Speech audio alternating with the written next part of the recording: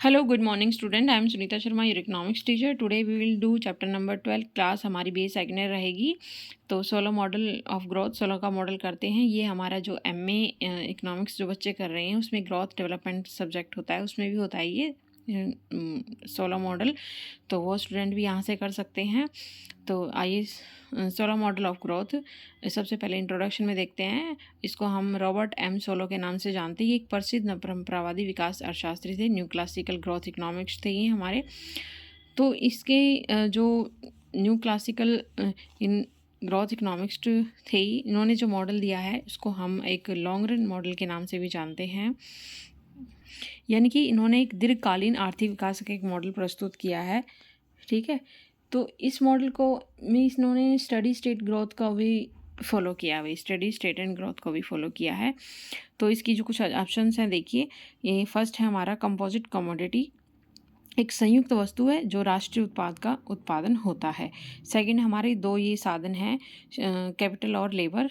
अर्थव्यवस्था में पूंजी इसी कह रहा है पूर्ण रोजगार की स्थिति पाई जाती है, और जो कैपिटल लेबर है उसको हम प्रतिस्थापित कर सकते हैं, सब्स्टिट्यूट कर सकते हैं। नेक्स्ट पॉइंट हमारा रहेगा श्रम एवं पूंजी का पृथक रूप से घटते प्रतिफल का नियम भी यहाँ पर लागू होता है। उत्पादन पैमाने का समान प्रतिफल लागू होता है। उत्पादन फलन प्रथम कोटि यानी कि फर्स्ट डिग्री का जो है समरेखीय उत्पादन, linear homogeneous production functions of the first degree का इसने मान्यता लेकर चलता है। उसके बाद है हमारा जो हमारी सेविंग है वो इसने फिक्स्ड मानी है, बचत प्रवृत्ति स्थिर रहती है। ये कह रहा है कि सभी बचत का निवेश कर दिया जाता है, कोई संचय नहीं होता है। ठीक है, यानी कि जो भी हमारे पास सेविंग है उन वो सब क्या कर दी जाती है, इन्वेस्टमेंट कर दी जाती है। ठीक है, कोई भी सेविंग नहीं मतलब हम उसका निवेश नहीं करते हैं।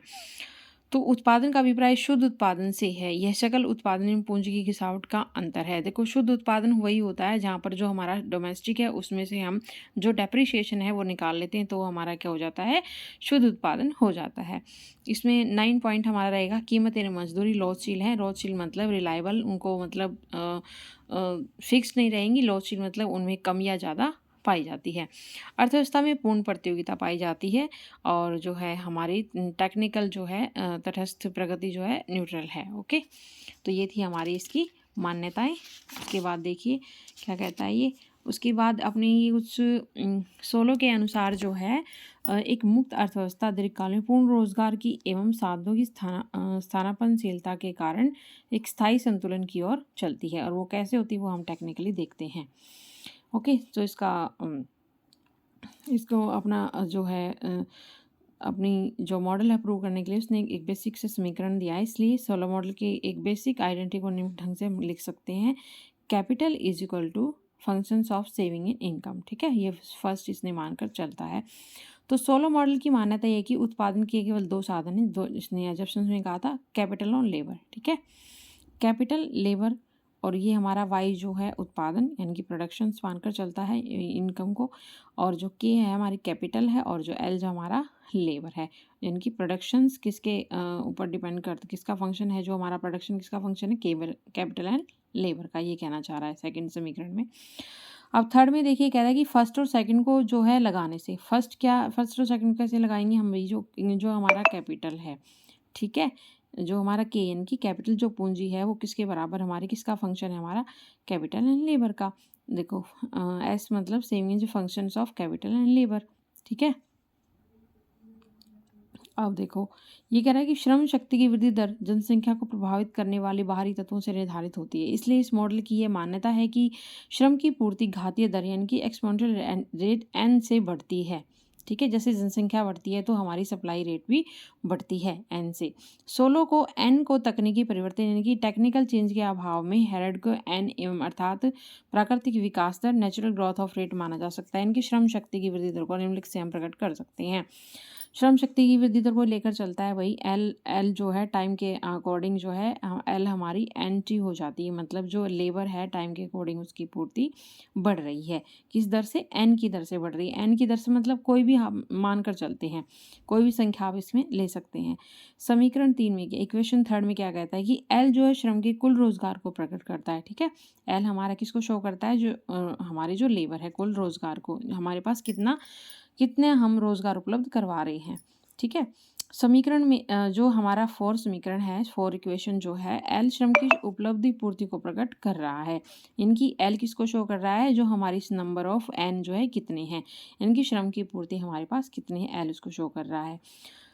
तो ये कह रहा है कि पूर्ण रोजगार की मान्यता के आधार पर ये दोनों एल के बराबर होते हैं, इसलिए 4 के मूल्य को समीकरण 3 में लगाने से हमें क्या मिलता है, K is equal to functions of F किस पर निर्भरता है, ये कैपिटल और लेबर को। तो इसने लेबर में 4 समीकरण में हमने लेबर को देखो, थर्ड में एल था तो हमने फोर्थ में एल को हमने मान लिया कि एन डिग्री से बढ़ रहा है, तो दोनों को हम इकट्ठा कर देंगे, के is equal functions of L S F, यानी कि ये के इज इक्वल टू ये किस दर से बढ़ रहा है, एन की दर से बढ़ रहा है। बस हमने कुछ नहीं किया है, केवल एल की जगह पे हमने लिख दिया अभी ये एन की दर से बढ़ रहा है, ठीक है।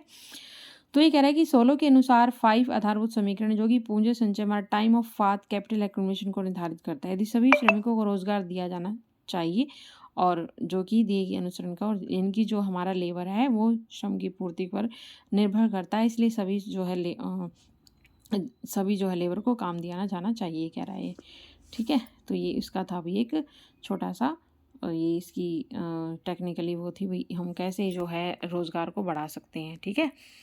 ओके, तो दोबारा बता देती हूँ एक बार कि K is equal to functions of S Y, ठीक है। के को मानकर चलता है कि एस वाई का फंक्शंस है, के किस पर डिपेंड करता है, एस इनकी सेविंग और इनकम पर, ठीक है, इन दोनों का फंक्शन है। उसके बाद वाई को मानकर चलता है, ये वाई इज इक्वल टू इनकी प्रोडक्शन किस पर डिपेंड करता है, कैपिटल एंड लेबर का। अब देखो थर्ड में क्या करता है ये कि दोनों को इंक्लूड कर देता है, ठीक है। तो दोनों को इंक्लूड, इनकी कैपिटल और इज इक्वल टू कैपिटल किसका फंक्शन है, यानी कि हमारे पास पूंजी एक्यूमुलेट कहाँ से होती है, पूंजी कहाँ से आती है हमारे पास, तो functions of capital and labour से, सीधी सी बात है, ठीक है। ओके, तो फंक्शंस ऑफ कैपिटल लेबर, यानी कि वाई की जगह हम इसको कैपिटल लेबर से डिनोट कर देते हैं। उसके बाद ये जो लेबर है उसको मान लेता है कि एन डिग्री से बढ़ता है, ठीक है, यहाँ पे हमने एन डिग्री को बढ़ा दिया। उसके बाद एच टी जी हम क्या लिखेंगे, हम नेक्स्ट में दिखा देंगे भी ये जो है एन डिग्री से बढ़ रहा है, यानी कि जो जितनी हमारे पास लेबर है उतने हमें रोज़गार मिल रहा है। कुल मिला के ये कहना चाह रहे हैं कि यहाँ पर हमारा फुल एम्प्लॉयमेंट पाया जाता है। Okay, steady state and growth के नियम को फॉलो करता है, 2 साधनों को लेकर चलता है, कैपिटल एंड लेबर को। ओके।